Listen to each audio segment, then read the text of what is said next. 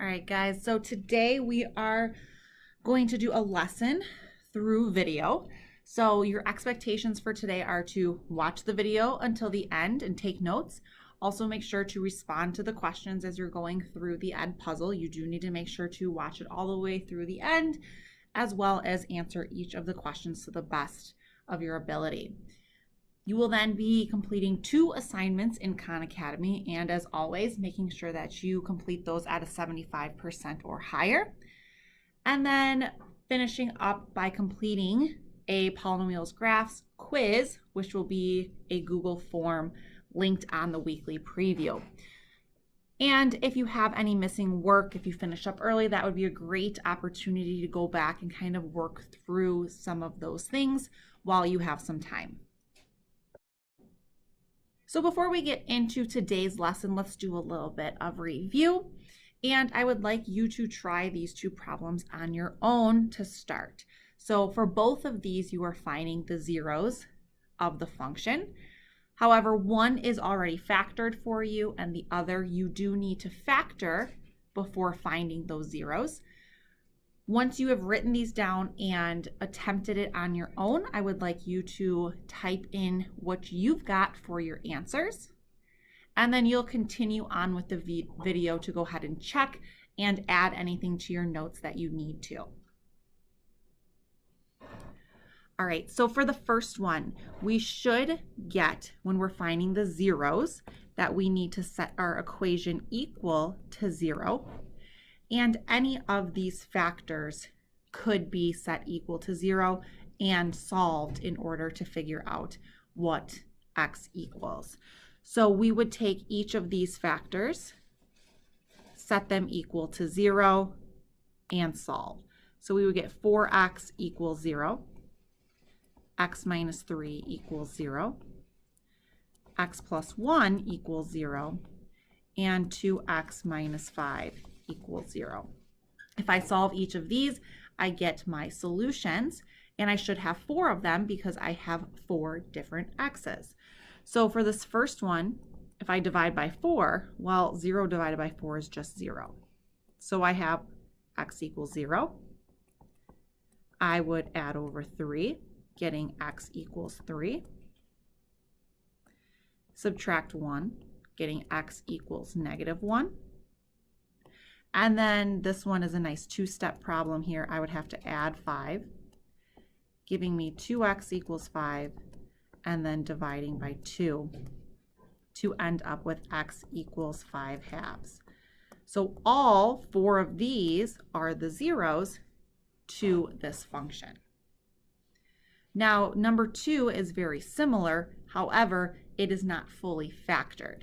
We do have one linear factor, but we need to take the first factor and factor it to get an additional 2 linear factors. Because I have 2 and 1, I should have 3 solutions total.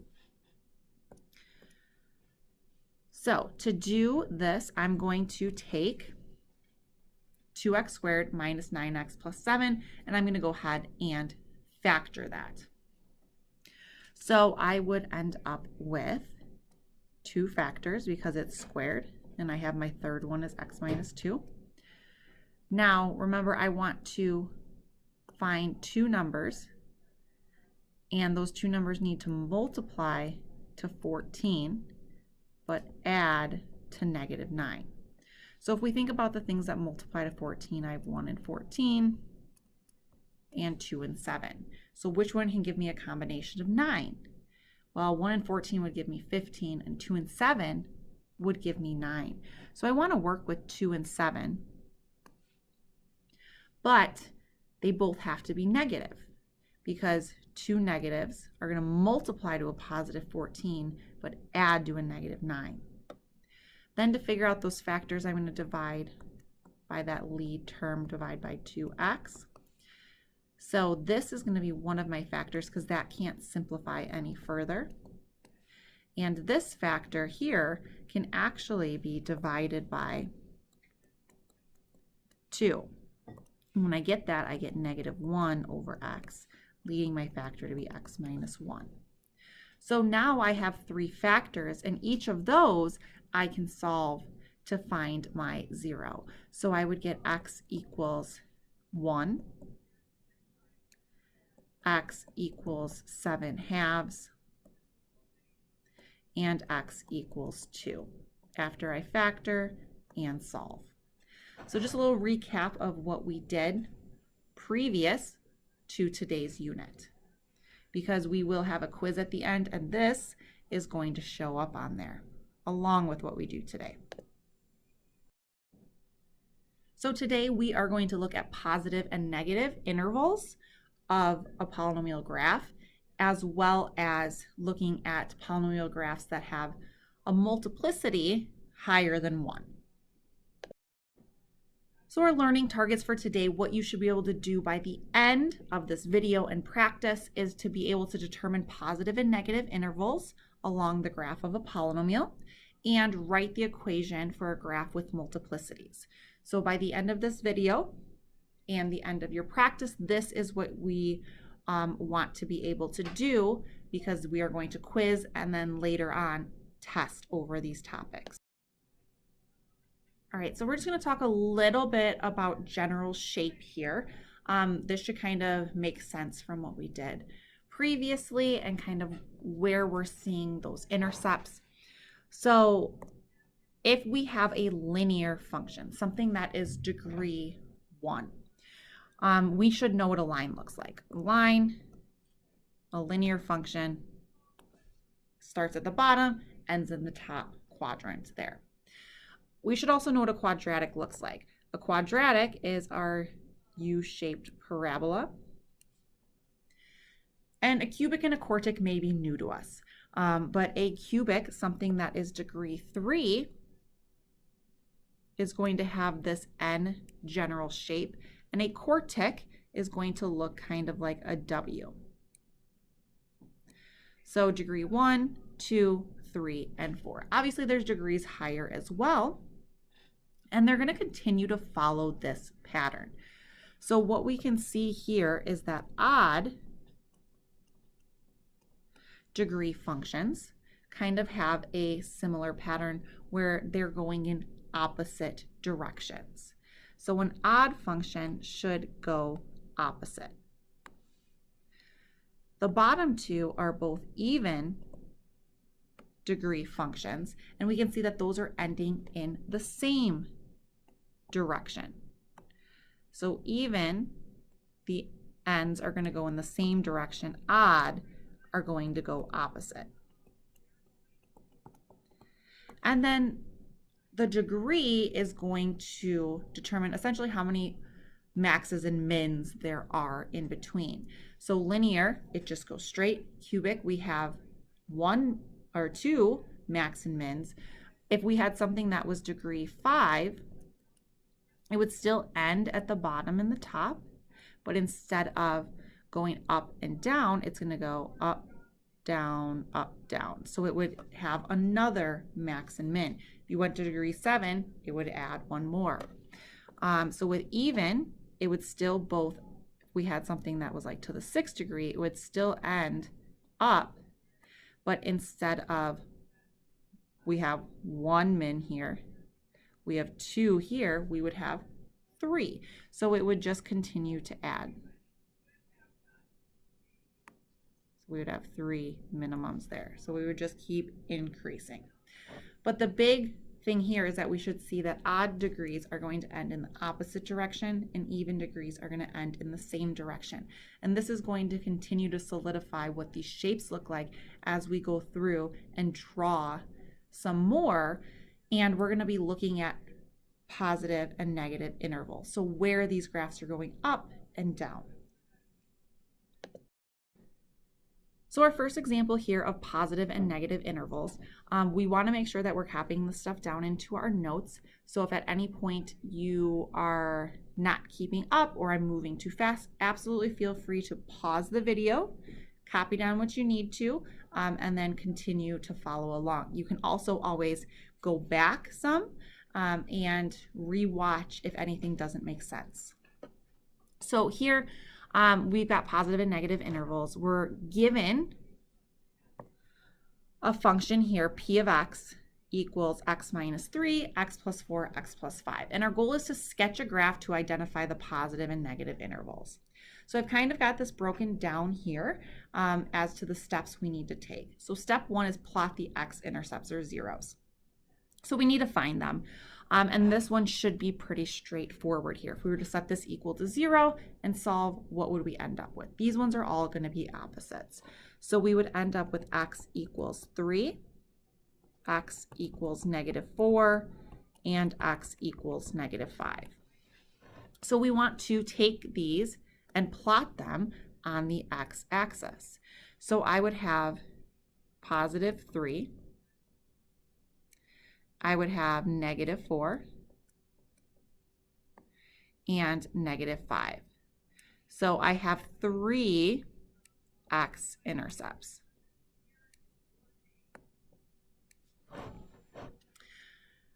Now, starting from the upper right-hand corner, so up here, sketch a graph that travels across the x-axis only through the x-intercepts. So if I start up in the upper right-hand corner and I travel through the x-intercepts, I'm going to go down here, come back up here, and down here. And it doesn't matter how high or how low, but we can see we have this general shape of something that is degree 3. So if we went back and look at our nose, we said, oh, it should look like it should look like this. And well, look, it does. We've got 3 x-intercepts. It's got that general shape of something that is degree 3. So starting in the upper right-hand corner, sketch a graph that only goes through those x-intercepts. We've done that. Now identify the intervals that are positive and negative. So positive intervals, we're focusing on our x-axis. So here's our x-axis. We're focusing on the x-axis. If it is above the x-axis, it is positive. If it is below the x-axis, it is negative. So looking at this, here to here, this would be a positive interval.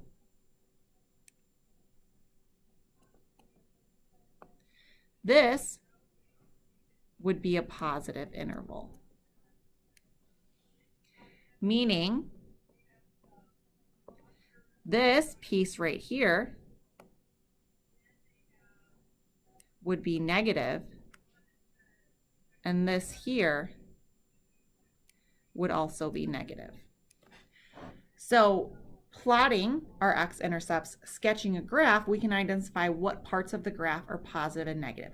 Above the x-axis is positive, below the x-axis is negative. So this would allow us to say, for example, given our x-intercepts, which are, we said negative 5, negative 4, and 3, we could say that from negative 5 to negative 4, we have a positive interval. From negative 4 to 3, we have a negative interval. Above 3 is positive, below negative 5 is negative. And we'll be able to answer questions using this information. So these are the steps we want to follow to get our graph to then be able to answer our question. So find and plot the x-intercepts. Starting in the upper right-hand corner, sketch a graph through those x-intercepts, and then we are able to identify positive and negative by above or below the x-axis. So let's go ahead and look at another one and try to answer a question based on these intervals. So I'd like you to try this on your own here. So sketch a graph of p of x equals x times x plus 1 times x minus 3. So find your x-intercepts, plot them. Starting in the upper right-hand corner, sketch a graph through those points. And then based on what's positive and negative, see if you can answer this question. All right, so hopefully you were able to sketch this out and make a guess. Let's go through this and see if your guess was correct. So looking here, I would have 3 x-intercepts. I would have x equals 0, x equals negative 1, and x equals 3. I would plot those. So I would have a point at -1, a point at 0, and at 3. Starting in the upper right-hand corner, I could sketch a graph. I can see it's degree 3. It's got that general shape of a cubic. And I can now identify positive and negative. Remember, positive is above, negative is below. So this piece right here would be positive. This section here would be positive. And then below would be negative, here and here. So we have -1, 0, and 3. So less than -1 and between 0 and 3 are negative. Between -1 and 0 and above 3 are positive. So let's go ahead and analyze this question. It says, what is the sign of P over the interval -1 to 3? So where does that interval exist? Well, that interval exists from here all the way to here. So if we're looking at what happens from -1 to 3, it is positive and negative. So it says P is sometimes positive and sometimes negative. P is always negative or P is always positive. Well, from -1 to 3, we're positive and negative. So that would tell us that A is the correct answer. There are both positive and negative intervals between -1, the zeros of -3 and 1, or -1 and 3. Let's go ahead and try another one now that we've seen how this process works 2 times through. All right, so trying again, we want to sketch the graph of this function. We've got 4 x's. We should have 4 x-intercepts sketching through from the upper right-hand corner. And then being able to answer this question from -1 to 0, what does the interval look like? Is it positive, negative, or both? So go ahead and give this a try.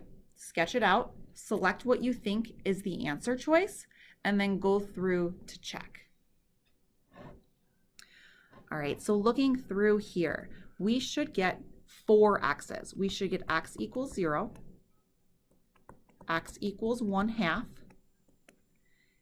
x equals -1, and x equals 3. So we want to plot all of these. We would be at -1, 0, 3, and 1/2. So we should have all 4 of these accounted for on our x-axis. Starting in the upper right-hand corner, start up, sketch through. And if we look at that general shape, we should see, oh, 4 x's, degree 4. This is what that general shape looked like. Evens, both ended going up. So we have -1, 1/2. Oops, that is not true. We have -1, 0, 1/2, and 3.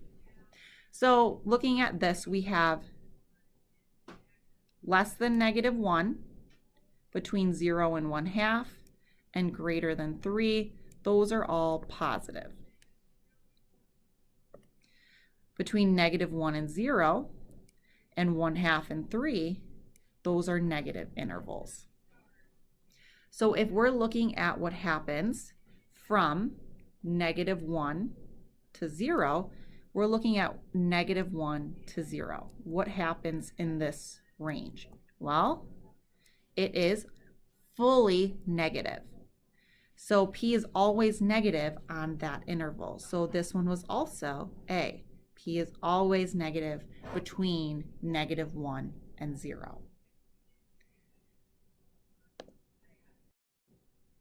And let's go ahead and give one more problem a try with positive and negative intervals. This time we're given the zeros. So we're not given the function, we're not given the factors, we are given the x values. So these are the values that we plot on the x-axis. Sketch a graph starting in the upper right-hand corner, and then answer the question selecting what you think is the correct answer. So looking at this, we are already given our x values. So we have an x value at -3. We would plot that.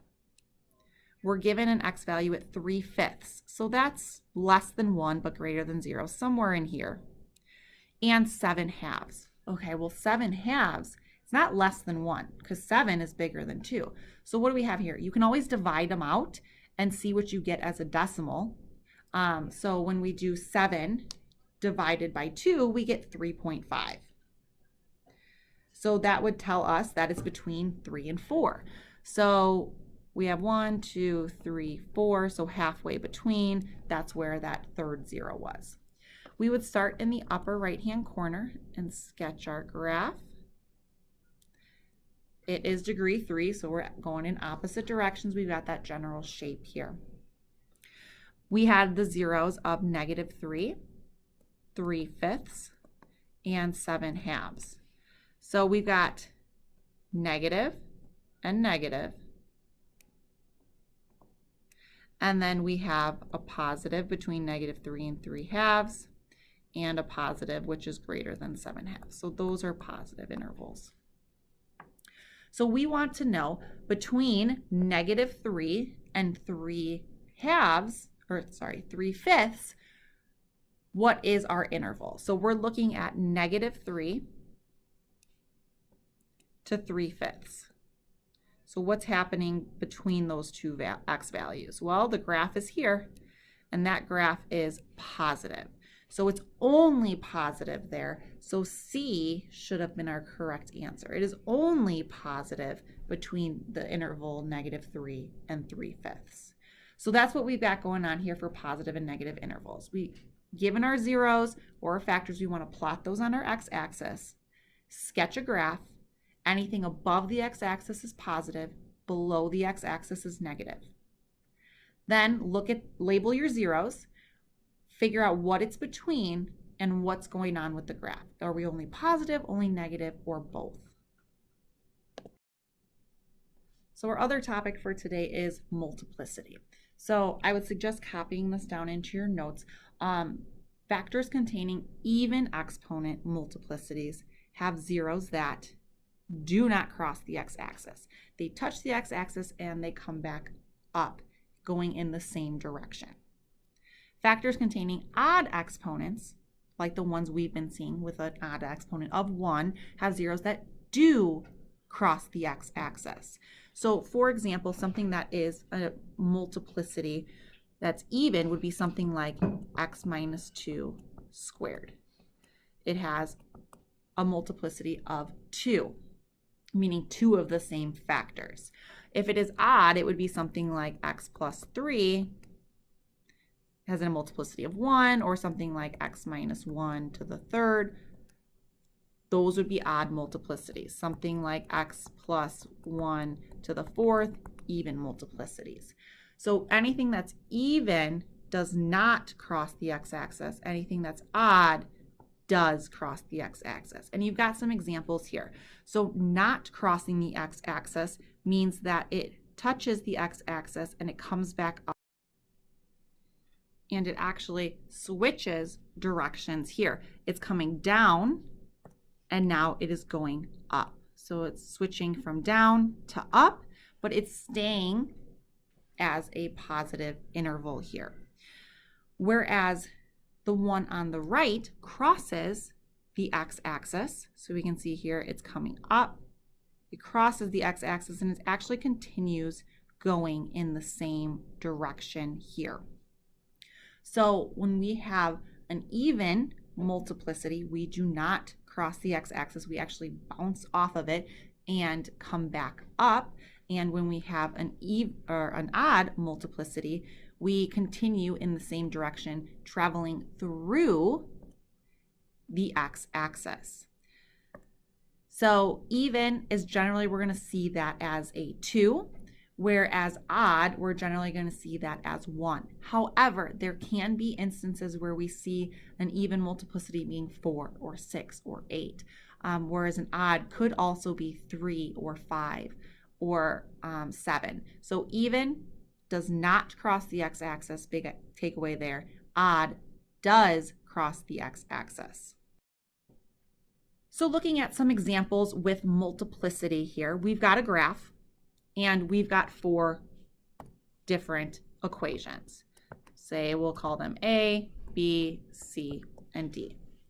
So remember, even multiplicities go through the x-axis.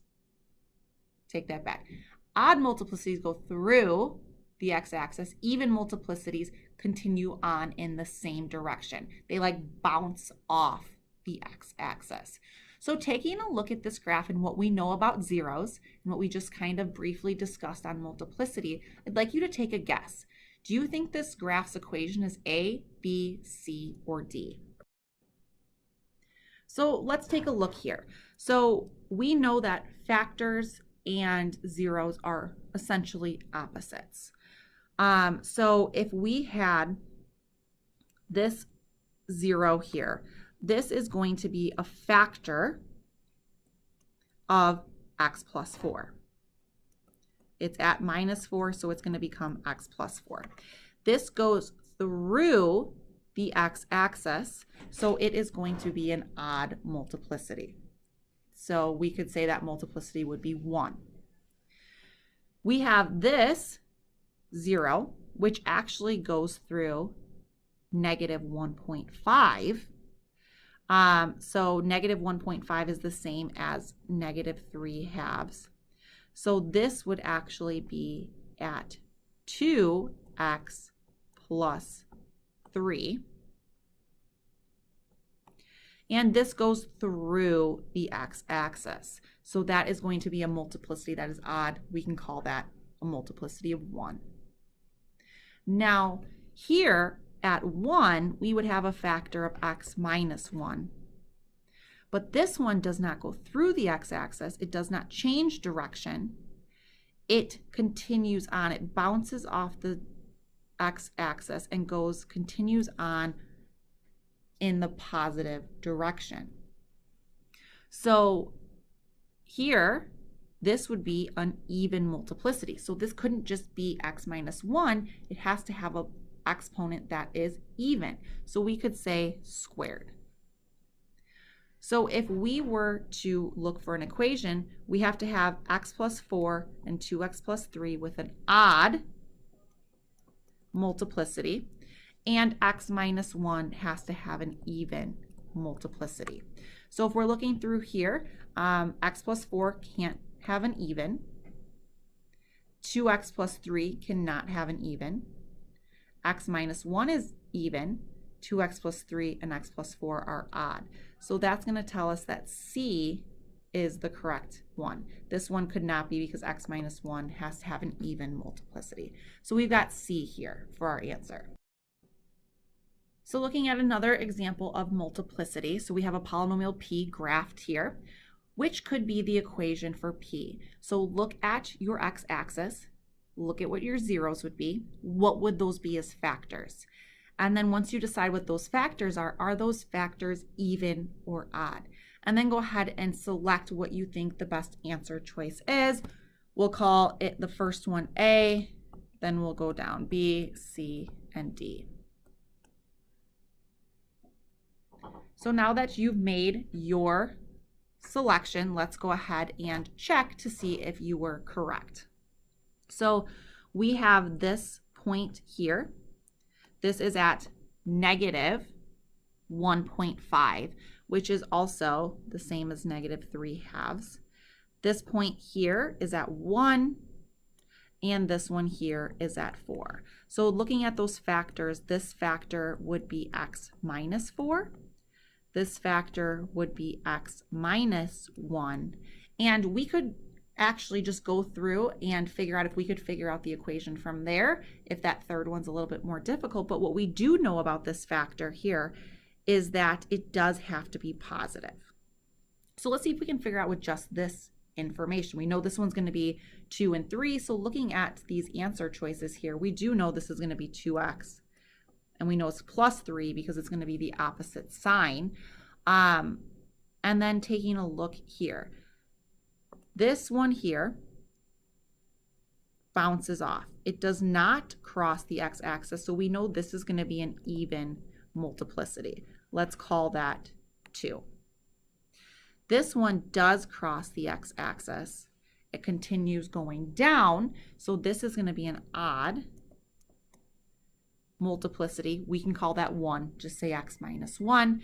And here this one also crosses the x-axis, continues going up, so this would also be an odd multiplicity. We'll call it 1, could be 3, could be 5, could be 7, so on and so forth. So let's see if any of these match up with 2x plus 3 squared, x minus 1, x minus 4. Well, we can't have this be even because it has to be odd. X minus 4 has to be odd, so it can't be this one. X minus 1, x minus 4, 2x plus 3 squared. C looks promising here. And this one, x minus 1 is odd, so it can't have a multiplicity of 2. So that does lead us to C, where we have 2x plus 3 squared, because this one bounces off. It has to be even. 1 goes through, that factor has to be odd, 4 goes through, that one has to be odd. So let's take a look at one more example of multiplicity. So given this example here, we have a polynomial P is graphed. Which could be the equation for P? So given what our zeros are, and if it crosses or doesn't cross, tells us if it's an even or odd multiplicity. Looking at A through D, what do you think would be our best selection? Which one could be an equation? So now that you've made your selection, let's go through and look at this. So we have this one here is at 0. This one here is at 2. So what would those factors potentially be? Well, this one would be x minus 2. And this one could be x. Looking at our answer choices, though, it's going to be 2x. So let's just put a 2 out in there for the sake of what we have in this problem. Now let's go ahead and look at multiplicity. Does it go through or does it bounce off? Well, looking at this one bounces off. So this one has to be an even multiplicity. So we could call that 2. This one here does go through.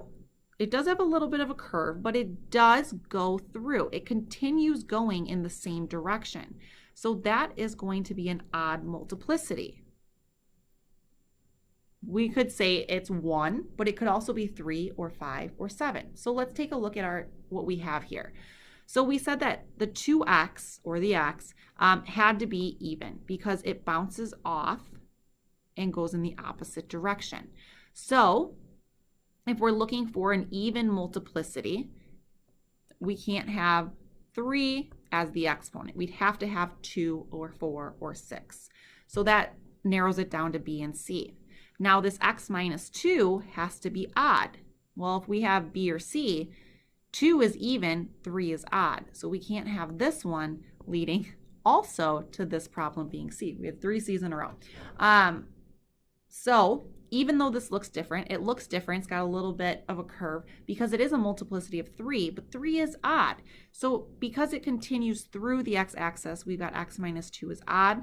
Because this one bounces off, 2x is going to be even. So we've got C there as our answer. So the goals of today's lesson were to be able to determine positive and negative intervals above or below the x-axis by sketching a graph through the zeros, and being able to write an equation for a graph with multiplicities, even or odd. So right now, I'd like you to tell me, how are you feeling about this? Give me a 1 through 4, with 1 being you're really struggling with this, and 4, you're feeling totally confident you can do these problems, probably without even looking at your notes. And then we'll move on to discuss what our next part of today will be. So to finish up today, to practice the skills that we just went through, I would like you to go into Khan Academy and complete the 2 assignments listed below. Make sure we're getting those done at a 75% or higher. So if we don't, we need to go back in, get some new problems, get some more practice. So those assignments are positive and negative intervals of polynomials and zeros of polynomials multiplicity. Remember, we can always watch those videos that are assigned if we need some more examples, if we're getting stuck. Otherwise, let's make sure we're working through those assignments. Once you finish those assignments, you're feeling good. You have zeros in factored form, zeros by factoring, and these two assignments done. I would then like you to go into the weekly preview and click on the link for polynomial graphs quiz, which is a Google form. And on the 4 sections that we've covered so far, we've got a small little quiz for you to complete. Make sure you read the directions. You can take it one time. We will go over the answers to it on Tuesday. And then there'll be an opportunity for points back if you really struggled with it at that point. I would also like to let you know, remind you, we do have a test a week from today, so next Friday, and it's going to cover the 4 things we've covered so far, everything on the quiz, plus what we cover on Tuesday with end behavior. So if you have any questions, please feel free to send me an email. Otherwise, from here, you are to complete your 2 assignments on Khan Academy and get that quiz linked on the weekly preview done.